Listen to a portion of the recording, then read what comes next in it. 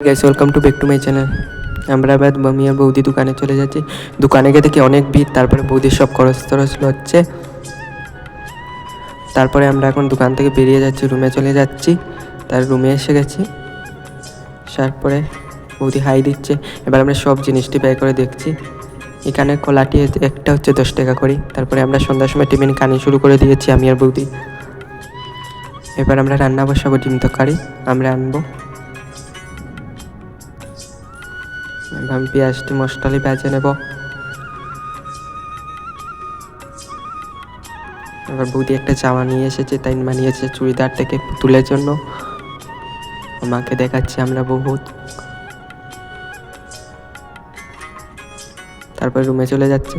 তারপরে আমি একটু রান্না কী করবো এটা করছি। তারপরে আমার সাঁতরানি হয়ে গেছে, এবার পানি দিয়ে দিব।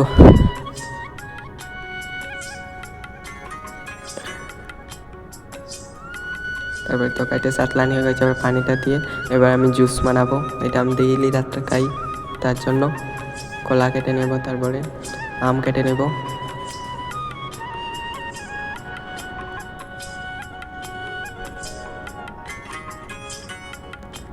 এবার আমি দুধটা দিয়ে দেব।